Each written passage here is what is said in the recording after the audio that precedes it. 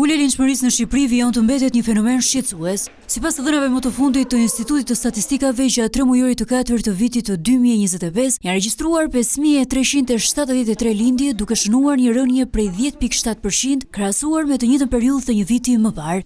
Ekspertët rendisin një sër faktorësh të cilët ndikojnë në këtë fenomen. Shkaqet mendoj që lidhen me shumë arsye.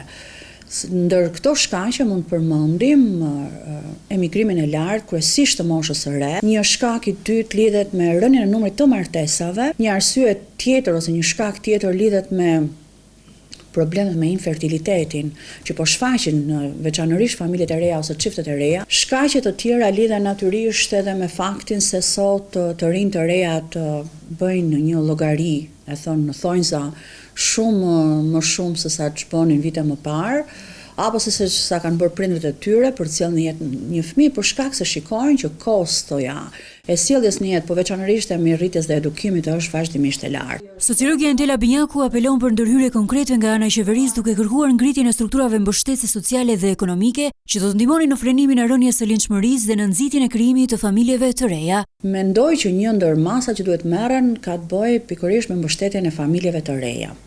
Ka një farë mbështetje që lidhet me kredite buta, programet e kredive të buta, por është shumë e pamjaftueshme për mendimin tim.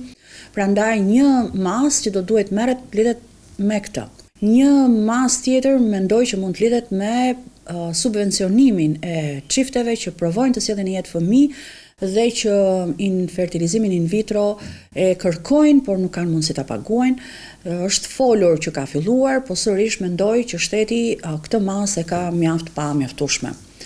Një masë tjetër që mendoj po pres, domethënë, të hyjë në fuqi, një masë e përfolur që ka të bëjë me shtrirjen e subvencionimit të bebeve në një periudhë më të gjatë se sa çka qenë. Megjithatë, një element pozitiv që vërehet nga të dhënat e Instat është fakti se për 3 mujorin e katërt të vitit të 2025, numri lindjeve ka qenë më i lartë se ai i vdekjeve.